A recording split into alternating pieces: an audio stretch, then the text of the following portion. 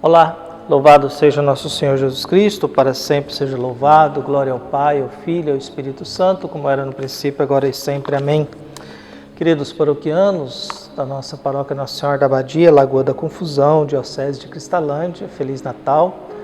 É hoje 25 de dezembro de 2021, celebramos aí, fazemos memória da chegada, da visita do Menino Deus que veio nos libertar naquela condição.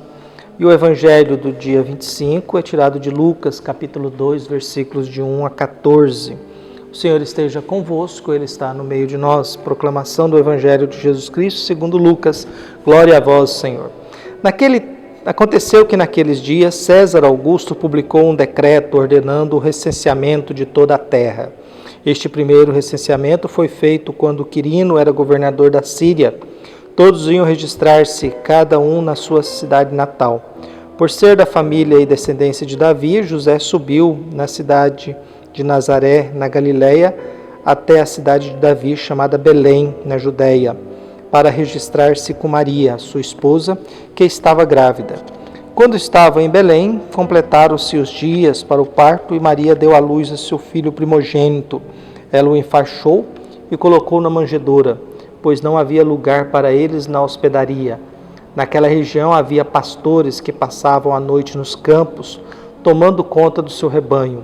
Um anjo do Senhor apareceu aos pastores, a glória do Senhor os envolveu em luz e eles ficaram com muito medo. O anjo, porém, disse aos pastores: Não tenhais medo, eu vos anuncio uma grande alegria que os será para todo o povo. Hoje, na cidade de Davi, nasceu para vós um Salvador, que é o Cristo Senhor. Isto vos servirá de sinal. Encontrareis um recém-nascido envolto em faixas e deitado numa manjedoura. E de repente juntou-se aos anjos uma multidão da corte celeste. Cantavam louvores a Deus, dizendo: Glória a Deus no mais alto dos céus e paz na terra aos homens por Ele amados. Palavra da salvação. Glória a vós, Senhor. Caros paroquianos, Natal é sempre uma data de muitos acontecimentos, muita alegria, muita comida, muita bebida, muitos encontros, muitas manifestações de alegria. E a gente faz isso porque Deus veio nos visitar. Deus resolveu nos aproximar um pouquinho mais de cada um de nós e Deus resolveu dizer que nos quer bem, que quer estar perto da gente. E a gente precisa disso porque, conforme diz Ferreira Goulart, a vida em si não basta, né? A vida em si não basta, a vida não basta, né? Senão a gente não trocaria de nada, né? A gente não mudaria de celular, não trocaria de carro, não mudaria de roupa, porque a gente estaria satisfeito com aquilo que a gente tem. Como a gente nunca está satisfeito com aquilo que a gente tem, a gente sempre precisa trocar, mudar. Por isso que a vida tem esse processo. O evangelho que nos é apresentado aí de Lucas, primeiro coloca que o imperador resolve contar a quantidade de gente que há no mundo. Resolvem fazer um recenseamento, não sabemos se isso é histórico ou não. O fato que por um motivo obrigou a José a caminhar, sair de Nazaré e ir em direção a Belém, que é a cidade de Davi. E no caminho nasce Jesus. O que nós temos? Por um lado, a apresentação dos poderosos. É uma necessidade de saber qual que é a população do mundo, ou a população do império, ou a população sob o domínio do imperador. Por outro lado, um casal que está em todo aquele contexto, uma jovenzinha grávida, obra do Espírito Santo, um José que é conhecido como justo, obedecendo às orientações, vão até Belém, cidade de Davi, e nesse período nasce uma criança. O nascimento de Jesus ele é muito simples. O nascimento de Jesus, se você fizer um paralelo entre o nascimento de João Batista e o nascimento de Jesus, o nascimento de João Batista é muito melhor. O João Batista nasce em casa, Jesus nasce numa gruta, não tinha nem lugar na hospedaria, nem lugar decente para que Maria pudesse dar à luz, é numa gruta mesmo.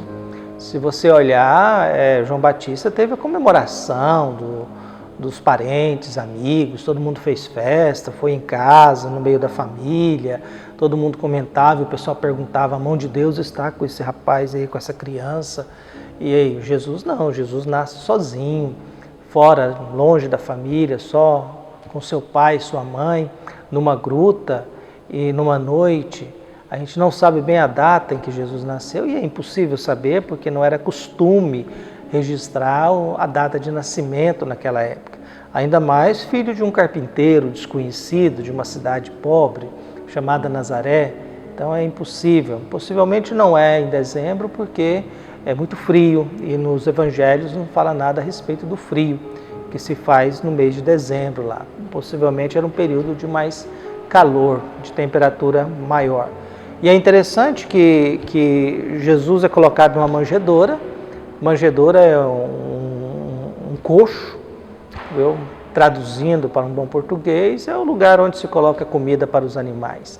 Então nessa gruta há um coxo e esse coxo é o berço de Jesus. Ao envolver Jesus no manto, já está fazendo memória do Santo Sudário. Até porque Lucas, quando descreve o nascimento de Jesus, ele não está escrevendo um dado histórico. Lucas está tentando fazer uma leitura da ressurreição sobre a chegada de Jesus.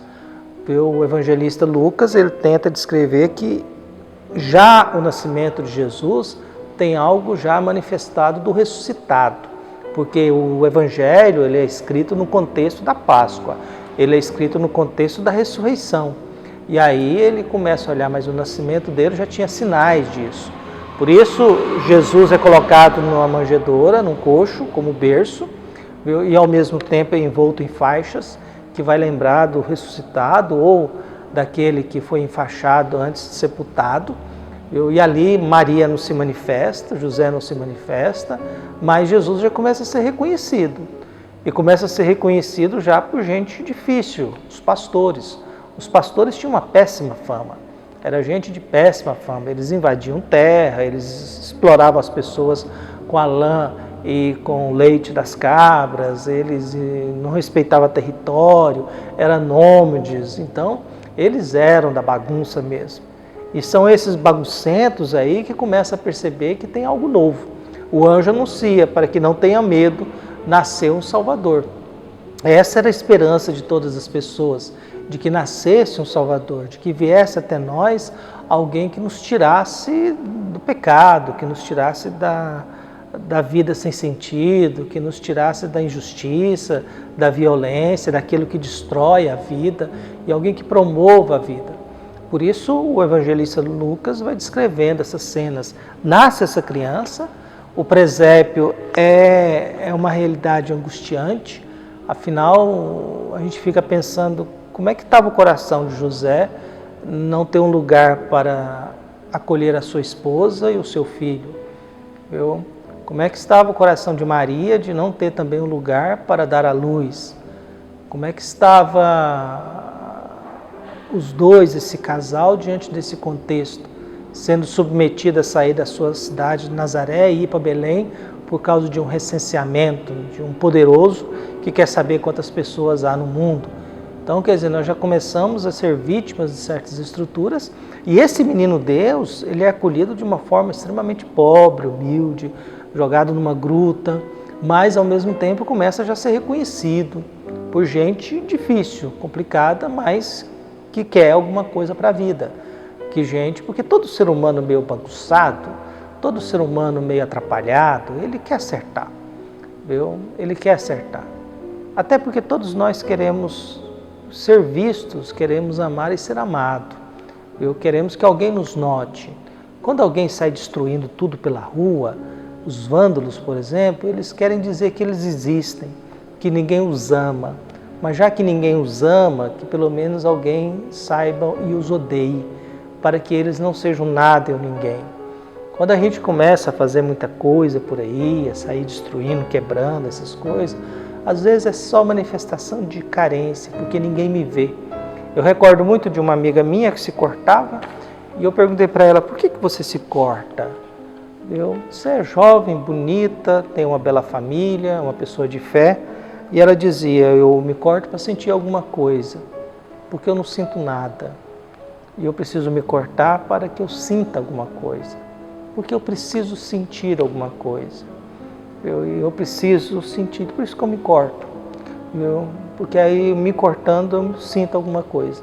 Por isso, nessa loucura da vida, da gente querer sentir alguma coisa, que a gente possa lembrar de que estamos sendo visitados, que a gente possa lembrar que tem um Jesus que nos quer bem, mas eu preciso abrir espaço e conviver com Ele.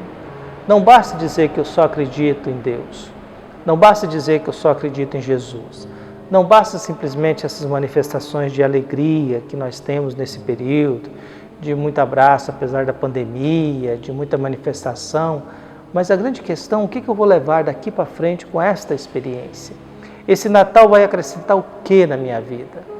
Já que Jesus nasceu de uma forma tão complicada, tão difícil, tão humilhante, tão envergonhada, tão empobrecida, e como é que eu acredito que alguém que nasce desse jeito é meu Salvador? Como é que eu acredito em alguém que nasce numa gruta é o meu Salvador? Como é que eu acredito em alguém que é filho de uma jovem desconhecida e de um homem também desconhecido, de uma cidadezinha que nem existia no mapa, é o meu Salvador? Acho que isso que é a beleza da fé. Deus não vem pela esfera do poder. Por isso que o evangelista vai colocando, os poderosos estão se preocupados com isso, em contar gente. Mas Deus está preocupado em apresentar o seu Filho. Esse pessoal está preocupado em ser grande coisa. E Deus está preocupado em oferecer uma criança simples e humilde, frágil, para salvar você. E aí a gente vai sendo convidado a não ter medo de olhar para o presépio, não ter medo de receber Deus dentro de nós, não ter medo de dizer para o próximo que aquilo que eu desejo de Feliz Natal não é só uma praxe, mas é também um desejo, uma vontade. Mas que essa felicidade não seja momentânea, seja algo que coloque algo a mais dentro da minha vida que eu vou carregar durante o resto da minha vida. Que Deus abençoe a nossa paróquia, abençoe a nossa cidade, abençoe cada membro que está aqui ajudando, cada coordenador, e também abençoe a todos nós para que a gente possa, diante da experiência do nascimento de Jesus, cuidar bem, construir uma história de paz e esperança e, acima de tudo, uma história em que a gente possa ser orgulho e alegria na vida desse que acabou de chegar para nos visitar no Natal, chamado Jesus. Um abraço e até mais.